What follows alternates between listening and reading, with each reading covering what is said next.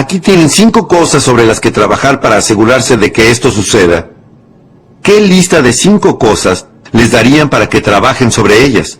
Es una pregunta interesante.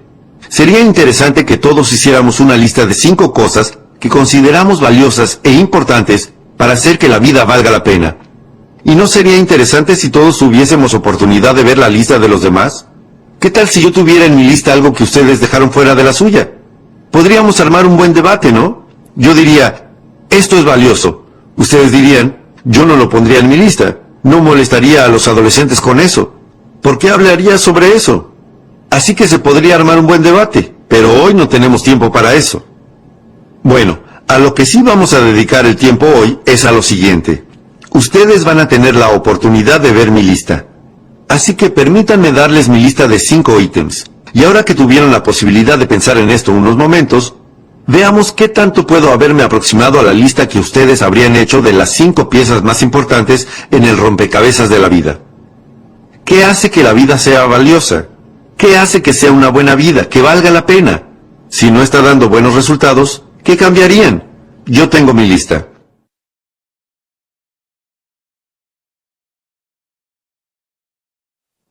Antes de darles la lista, permítanme que les dé la fórmula de cómo obtuve la lista.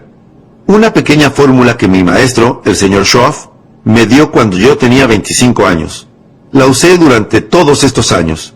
Yo también pertenezco a un pequeño grupo. Hacemos negocios alrededor del mundo. La compartí con los miembros de ese grupo. Todos la usamos vayamos donde vayamos. Es una fórmula simple y pequeña, pero creo que les va a parecer muy valiosa. Aquí está. Generalmente hay cerca de media docena de cosas que hacen el 80% de la diferencia. Generalmente hay cerca de media docena de cosas que hacen el 80% de la diferencia. Gran fórmula. Ahora, no es exactamente media docena. No es exactamente el 80%. Pero ya entienden el concepto. Esta es otra manera de decirlo. Sigan buscando la pequeña cantidad de cosas que hacen la mayor parte de la diferencia. Para mantenerse saludables, no tienen que hacer 1000 cosas, ni 1000 cosas todos los días. Les hablo de media docena de prácticas de buena salud, y ustedes se ocuparán de la mayoría de sus desafíos relacionados con la salud, ¿sí? Si van a instalar una oficina, no hay una lista de 500 cosas que se necesitan verificar todos los días. Les digo que hay alrededor de media docena, una pequeña cantidad de cosas, que se ocupan de casi todo. Bueno, aquí está el desafío. Una vez que hayan encontrado esa pequeña cantidad de cosas que se ocupan de la mayor parte del desafío, dediquen la mayor parte de su tiempo a esa pequeña cantidad de cosas. A eso lo llamamos simplemente gestión del tiempo. Del fin de semana de 2 días sobre el liderazgo, uno de mis temas más importantes es la gestión del tiempo. Así es como yo lo llamo. ¿Cuál es el secreto mejor guardado de los ricos? La gestión del tiempo. ¡Qué increíble descubrimiento cuando me di cuenta de que las personas adineradas tienen más o menos 24 horas por día! ¿Y las personas pobres cuántas tienen? 24 horas por día. Díganme si ustedes no se hubieran vuelto locos hasta encontrar cuál era la diferencia. ¿Cómo poder dormir de noche hasta encontrar la diferencia?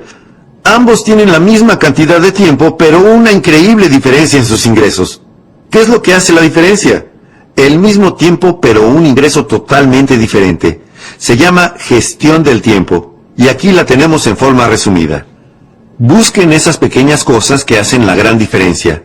Luego, dediquen la mayor parte de su tiempo a trabajar sobre esas cosas. Esto es lo que aprendemos en nuestro programa de liderazgo. Ese es el motivo por el que a muchos no les va bien. Se concentran en cosas poco importantes. Pierden demasiado tiempo en cosas que no tienen importancia. ¿Y qué más? Dedican un tiempo demasiado breve a las cosas que sí podrían tener importancia. Tienen mezcladas las proporciones. Entonces, ¿qué les enseñamos a nuestros hijos? No pierdas la mayor parte de tu tiempo en cosas sin importancia, en cosas insignificantes, y no gastes la mayor parte de tu dinero en cosas sin importancia, en cosas insignificantes. Es fácil que se mezclen las proporciones y sufrir las consecuencias. En los últimos 10 años, un tipo compró 2 toneladas de donas y 2 libros. Y se pregunta por qué su vida está devastada. En un instante podemos adivinar la respuesta, ¿no es cierto? Gastó demasiado dinero ¿en qué? En donas. Bueno, comprar donas y comprar libros está bien, pero este tipo gastó demasiado dinero en donas y no suficiente dinero ¿en qué? Libros. Se los aseguro, esa es la diferencia. El secreto mejor guardado de los ricos. No gasten demasiado dinero en cosas que no son importantes. No gasten demasiado dinero en cosas que no son importantes y no dediquen muy poco tiempo a las cosas que sí son importantes. Eso se llama desafío de la gestión del tiempo. Entonces, unas pocas cosas. La media docena se ocupa de la mayor parte. Buena fórmula para poner en práctica. Así es como llamamos a esta media docena de cosas lo básico. Lo básico, lo fundamental. Si van a empezar a jugar al básquet, muy bien, van a llegar a ser profesionales algún día. Entonces, tienen que dominar lo fundamental, no 1000 cosas, sino unas pocas cosas en las que puedan ser buenos. Después, le agregarán su propio estilo y su propia personalidad. Pero si quieren hacer algo perfectamente bien, y que se les pague bien por eso, tienen que dominar lo fundamental y dominar lo básico. Bueno, esto es lo apasionante de los principios fundamentales de la vida. Anótenlo. Los principios fundamentales de la vida.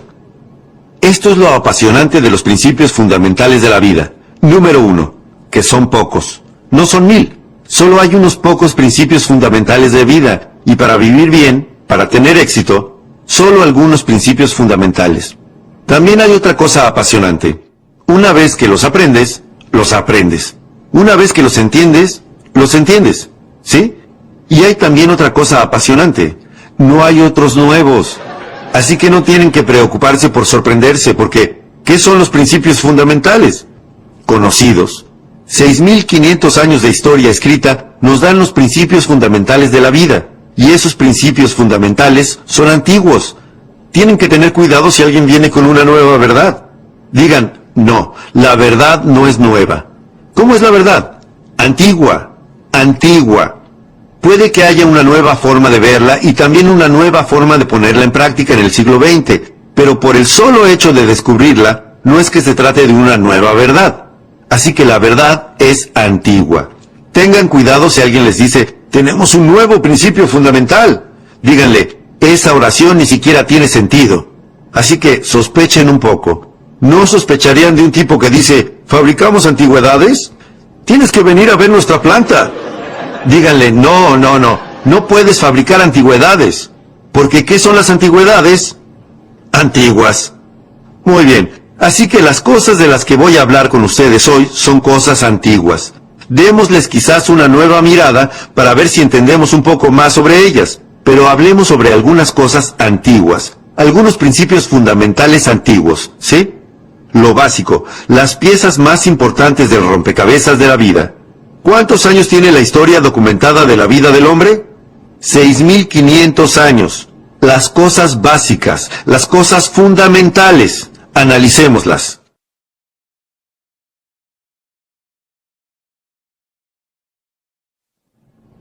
La siguiente es la número 1. De hecho, es posible que todos estemos de acuerdo en la primera de las 5 piezas más importantes en el rompecabezas de la vida. La número 1 es la filosofía. La filosofía, nuestra capacidad para establecer una filosofía mediante el uso de nuestra mente, la capacidad de pensar, de procesar ideas e información. Vaya una función importante, utilizar la mente, la capacidad de pensar, procesar ideas e información y establecer nuestra filosofía. Nuestra filosofía que dicta nuestros sueños de futuro, objetivos y propósitos y metas, y un plan razonable para alcanzarlos en un marco de tiempo razonable. Esa es nuestra filosofía, y esto es lo que establece nuestra filosofía. Y esto es único. Solamente los seres humanos pueden hacerlo. Solamente los seres humanos pueden establecer una filosofía, reorganizar su vida en el momento en que lo deseen. Las demás formas de vida no pueden hacerlo. Solo los seres humanos. Un ganso puede volar en una sola dirección en invierno. ¿En cuál? Sur. ¿Cómo es posible que el ganso vaya hacia el sur en invierno? Porque es un ganso. No puede ir hacia el norte, no puede ir en otra dirección. ¿Y qué lo impulsa? Su instinto y su código genético. Pero podemos ver que eso no se aplica a los seres humanos.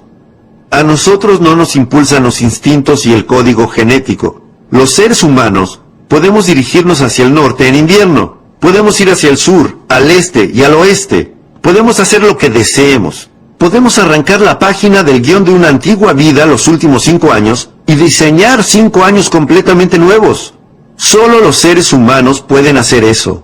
La única forma de vida en la Tierra que puede hacer eso, establecer una filosofía y modificar su vida en el momento en que lo desee, modificar sus ingresos en el momento en que lo desee, modificar sus circunstancias en el momento en que lo desee, modificar su residencia en el momento en que lo desee, modificar todo, hacer todo, ir en cualquier dirección. Solo los humanos pueden hacer eso, de todas las formas de vida sobre la Tierra. Lo que es importante es desarrollar la capacidad de utilizar todas estas posibilidades para crear una filosofía más refinada que ayude a ordenar sus vidas, tomar los valores que deseen e ir en busca de los tesoros que son importantes para ustedes. Filosofía. ¿Qué tan importante es eso? Bueno, si me lo hubieran preguntado a los 25 años, si me hubieran conocido a los 25 años y me hubiesen dicho, Jim Rohn, ¿cómo es posible que estés viviendo en Estados Unidos y sin embargo estés en una posición tan desfavorable? ¿Tan solo monedas en tu bolsillo luego de haber trabajado durante 6 años? ¿No tienes nada en el banco? ¿Estás atrasado con respecto a las grandilocuentes promesas que le hiciste a tu familia? ¿Vives en Estados Unidos? ¿Estuviste al menos 1 año en la universidad? ¿Acaso no se preguntarían con toda razón, ¿qué es lo que funciona mal? Si me hubieran hecho esa pregunta a los 25 años, jamás se me habría ocurrido culpar a mi filosofía. No se me habría ocurrido nunca. No tenía idea. Y si me hubieran dicho, Jim Rohn, ¿cómo es posible que estés en una posición desafortunada aquí a los 25 años, avergonzado?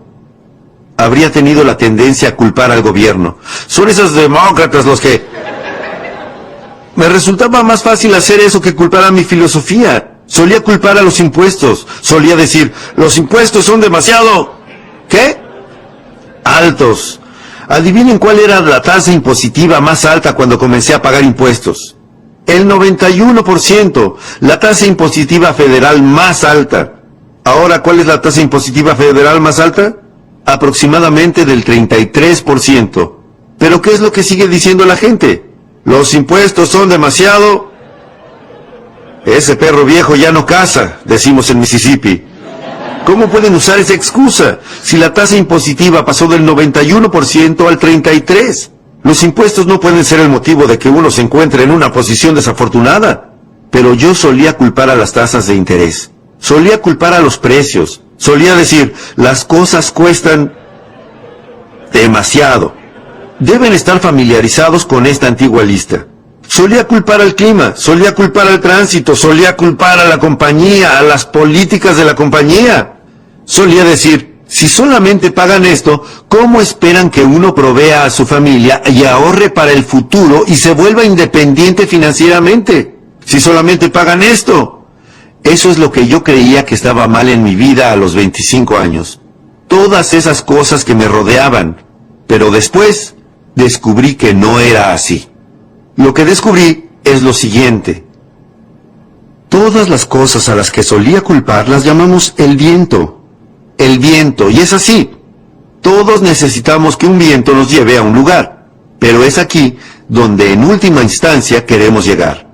En última instancia queremos llegar donde tengamos tesoros, y tengamos valores, y tengamos productividad, y tengamos éxito, y tengamos un estilo de vida, patrimonios de todo tipo. Cualquier cosa que haga que la vida sea única y valga la pena.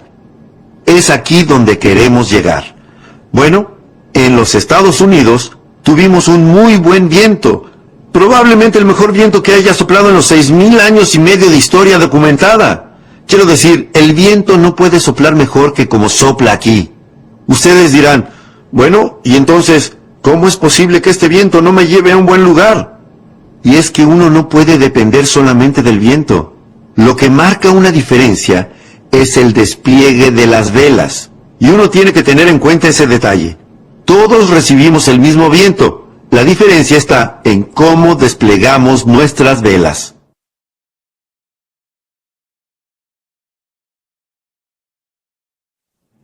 Lo que deseo compartir con ustedes el día de hoy es el despliegue de esta nueva vela. Es para eso que existe el sermón de los domingos por la mañana, para ayudarles a desplegar mejor sus velas. Es para eso que existen los libros, es para eso que existe el aprendizaje, es para eso que existe el colegio, para que este viento no los impulse contra las rocas, no los haga encallar en una playa. Es cierto que algunas personas tienen tan pocos pensamientos constructivos que ni siquiera han izado sus velas.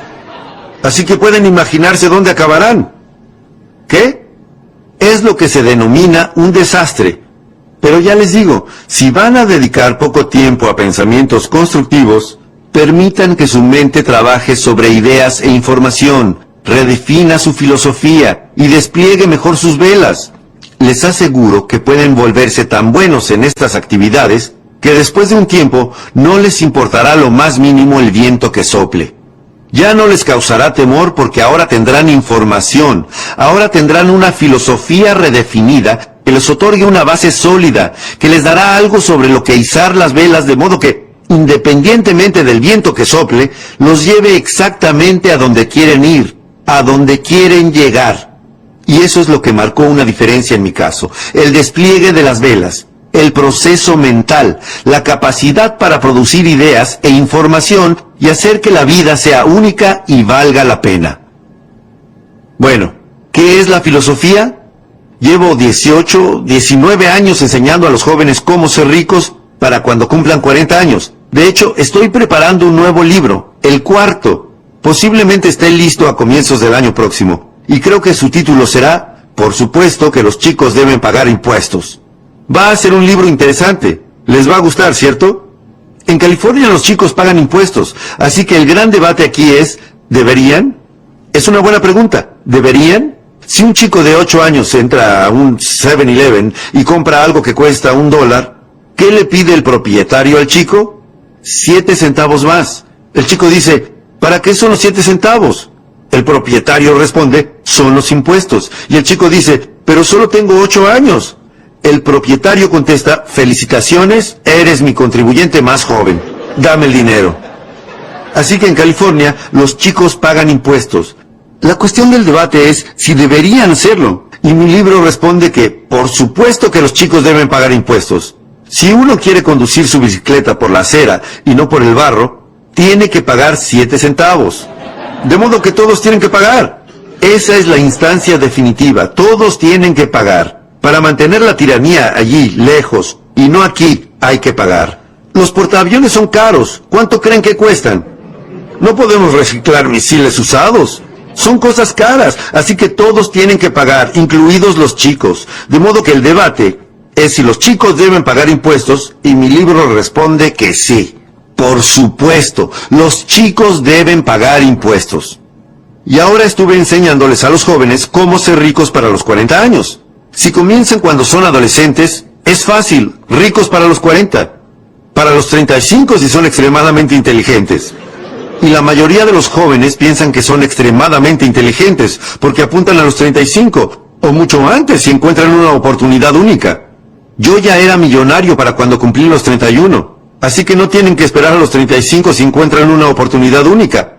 Pero bueno, cuando hablo con los jóvenes sobre cómo ser rico y poderoso, sofisticado y saludable e influyente, una vez que están convencidos me dicen, bueno, señor Ron, estoy preparado. ¿Cómo puedo lograr eso? Lo que les digo es lo siguiente. El punto de partida es su filosofía. ¿Y qué es lo que me preguntan?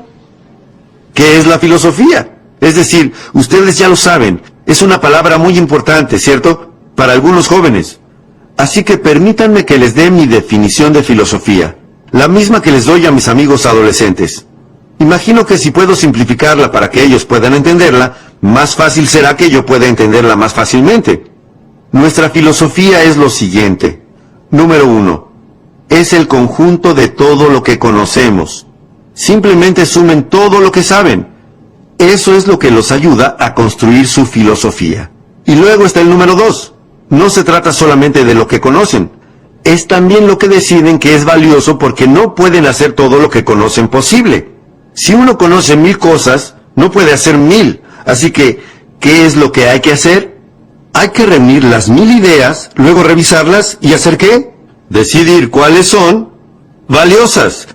Si no es algo valioso, hey, No desperdicien su dinero. Si no es algo valioso, ¡hey! No desperdicien su tiempo. Pero si se trata de algo valioso, inviertan su dinero. Si se trata de algo valioso, ¿qué hacen?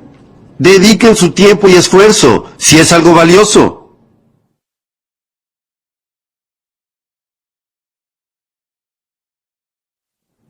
Estas son las dos cosas que establece nuestra filosofía. En primer lugar, reunir conocimientos. Es para lo que sirve el colegio. Reunir conocimientos, aunque no es el único fin. No es la única forma de establecer una filosofía. En primer lugar, reunimos conocimientos. En segundo lugar, revisamos todos nuestros conocimientos y decidimos cuáles son valiosos, cuáles no son valiosos, en qué no desperdiciar nuestro tiempo, a qué dedicar nuestro tiempo. Este proceso establece nuestra filosofía. Así que son dos elementos. En primer lugar, es muy importante conocer. Hay que saber.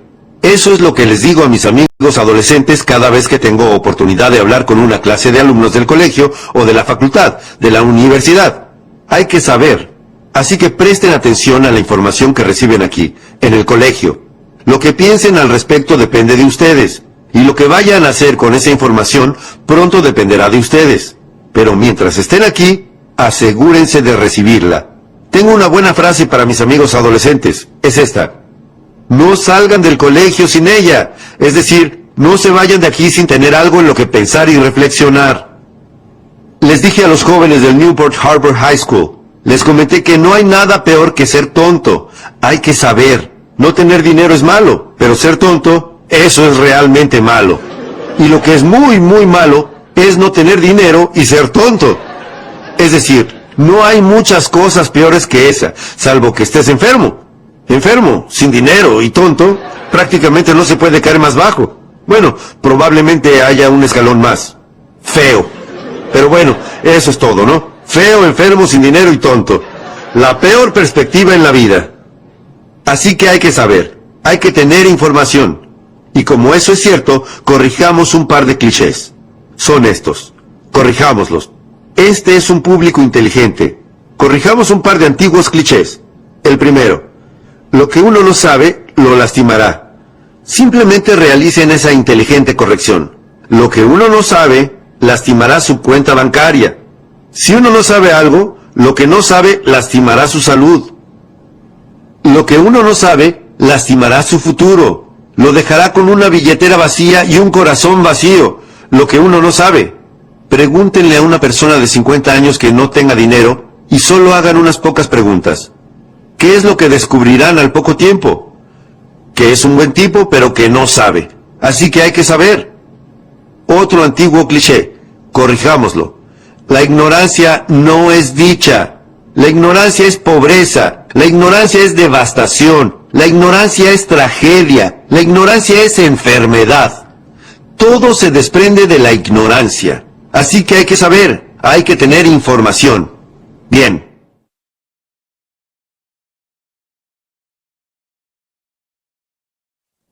¿Y dónde conseguimos las ideas e información que pueden ayudarnos a transformar nuestras vidas? Analicemos la información. Este es el primer lugar. EP.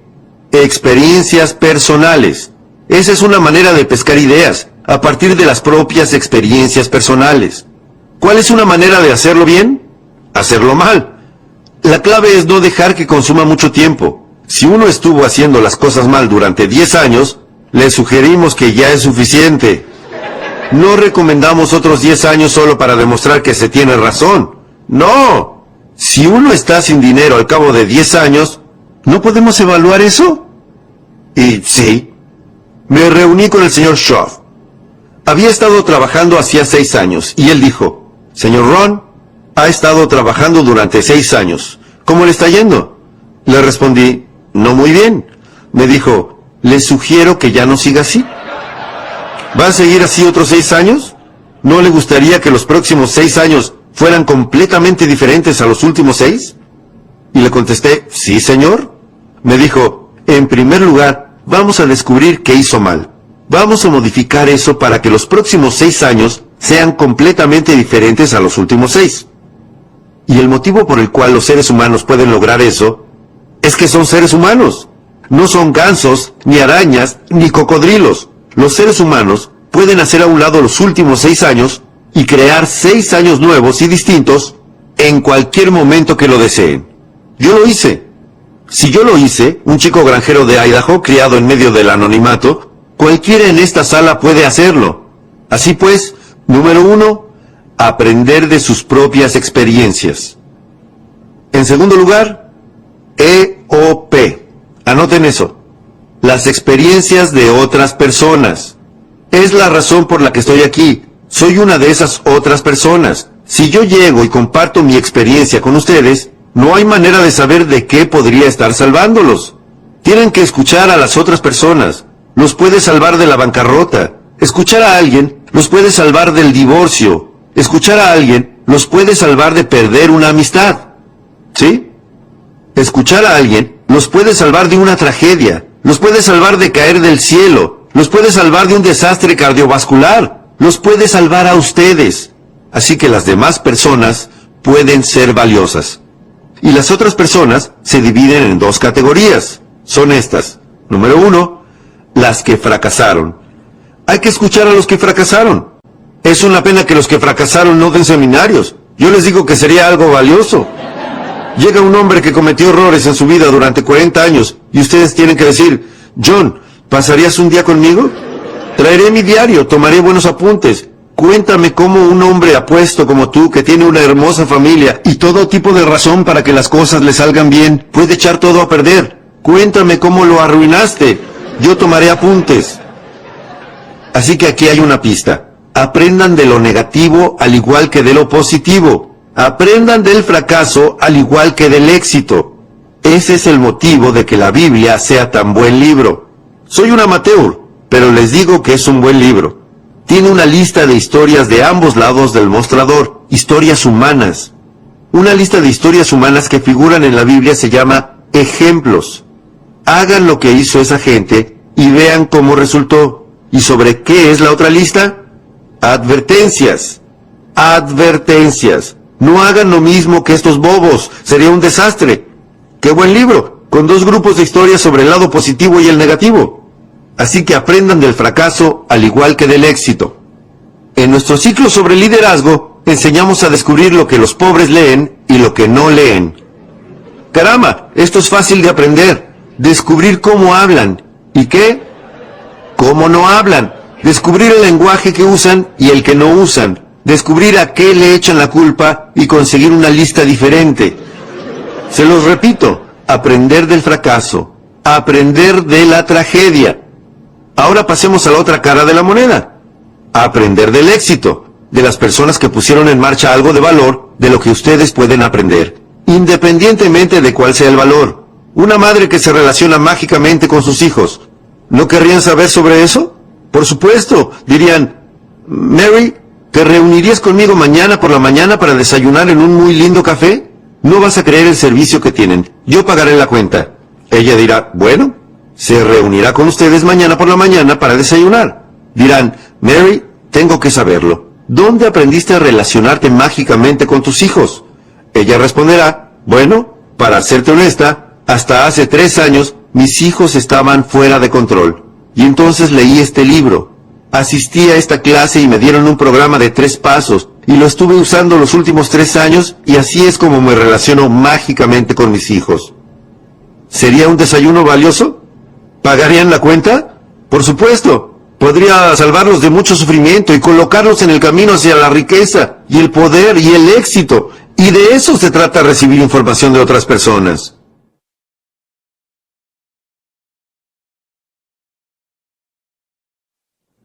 Esta es una parte de cómo hacerlo. Número 1. Mirar. Observar lo que está pasando. Algunas personas lo están haciendo bien. Y algunas personas lo están arruinando. Solo miren lo que ocurre durante el día. Miren lo que pasa. Hay una buena frase para tener en mente por el resto de la década de 1990 y para prepararnos para el siglo XXI. Presten atención. No se permitan simplemente dejar pasar el día. En liderazgo, analizamos el hecho de que la mayoría de las personas simplemente intentan llegar al final del día. Lo que las personas sensatas hacen es esto. Aprenden del día. Aprenden algunas lecciones antes de que el día termine, solamente con mirar lo que ocurre. Número 2. Escuchar. Tienen que convertirse en buenos oyentes. Es un desafío escuchar bien. Les explico por qué. Tantas voces solicitan nuestra atención.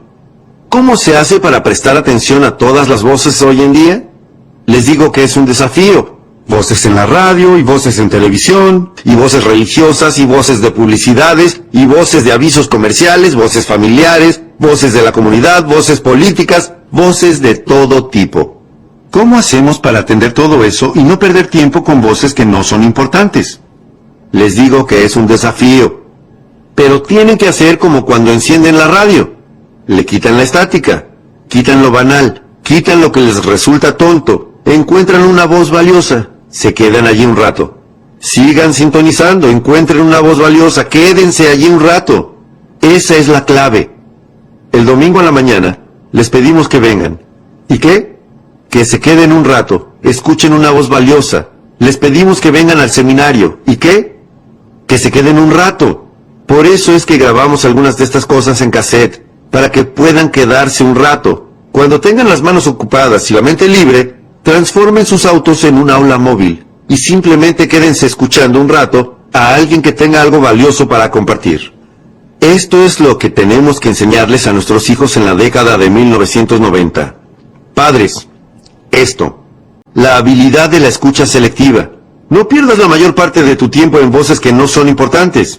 Van a agregar muy poco valor a tu futuro. No pierdas tu tiempo en lo superficial y lo tonto. Mucho de eso pasa en California. Lo superficial y lo tonto. El otro día estaba en Kansas City. No habían escuchado estas afirmaciones ni todas estas cosas que pasan aquí en California. Quiero decir, California en parte es rara, ¿verdad? California. Le dije a la gente de Kansas City, algunas personas en California están frotando cristales para ser exitosos. No lo creerían. Algunos, ¿qué hacen? Duermen bajo pirámides. Quiero decir, California en parte es rara. Afirmaciones, grabaciones de pistas múltiples, subliminales, bombardeos a tu preconsciente, subconsciente, te desprograman, te reprograman. Es decir, olas y gaviotas. Es decir, cosas raras que no llegaron a Kansas City. Y bueno, ustedes saben, California, increíble. Dije, bueno, algunos californianos se están mudando a Sedona, en Arizona, donde se supone que todos estos campos de fuerza se unen. Y si frotas cristales y duermes bajo una pirámide en Sedona, bueno, cambias tu vida para mejor. Pero bueno, olvídense de eso. Cuando les hablo a los adolescentes en mis conferencias, universidades y colegios secundarios, se ponen muy contentos de saber que no tienen que mudarse a Sedona para ser ricos y poderosos, y experimentados y saludables e influyentes. Así que no hagamos bromas con esas cosas. No les tenemos que enseñar a nuestros adolescentes cómo canalizar energías, cómo encontrar un gurú de 2000 años. No tenemos que hacer eso, se los aseguro. Es demasiado fácil volverse rico. No hay que bromear con cosas tontas, ¿correcto? Parte de eso es, de todas formas, peligroso. Los chicos le tienen miedo, ¿no? Así que no hagamos bromas con esas cosas. Correrán un riesgo con Shirley si bromean demasiado con eso. Bueno, hagan lo que quieran, lo deciden ustedes. Querían mi punto de vista y lo tuvieron. Pero bueno, no tienen que caminar sobre fuego, no. No tienen que hacer algo espectacular. Hay algunos motivos simples, fáciles, básicos por los que las personas como yo, a los 25 años, y en la ruina, no indigente sino en la ruina, con monedas en el bolsillo, nada en el banco, muy lejos de las promesas de mi bocota, no les va bien. Se preguntan qué salió mal. Es muy fácil entender qué salió mal y es muy fácil modificarlo. Bromear con todo ese sinsentido fantasmagórico que se escucha hoy en día. Así que dejemos eso de lado. Algunas cosas buenas, básicas, fundamentales y sólidas que los chicos puedan entender. ¿Sí? Los chicos no necesitan tener su parapsicólogo privado para que les digan cómo va a ser su futuro. Esto es demasiado fácil. Hacerse rico es demasiado fácil.